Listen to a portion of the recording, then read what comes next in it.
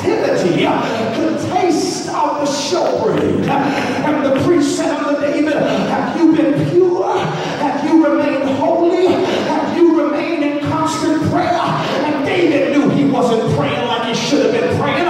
David knew his mind wasn't on God like it should have been on God. But because he had changed in his heart, he's lied to the priest and said, yeah, I'm pure. No, I haven't been with a woman. No, yes, I've done everything right. And Abimelech the priest gave him the showbread, and he feasted on it with he and all of his men. This is what happens when life starts pushing you. It causes you to act out of your normal order. Before life started pushing you, you woke up and prayed to God first. But when problems came, you woke up fussing to God first. When before praying, life started pushing you, when you got your check, you took your tithe out first.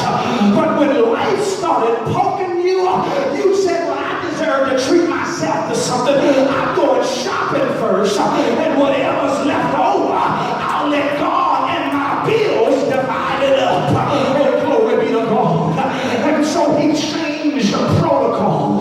Somebody shout protocol change. Not only did life push him to a place where he changed protocol, but then secondarily, he changed his position. David wasn't known as a runner. He was known as a fighter. David wasn't known as a warrior. He was known as a worshiper. But life started pushing at him. And this worshiper now became a warrior. Glory be to God. Life started poking at him. And this warrior and fighter now became a runner.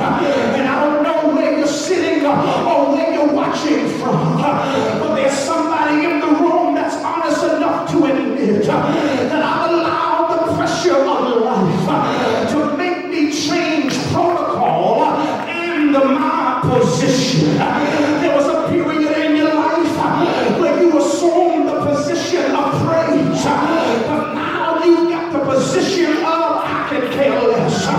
There was a moment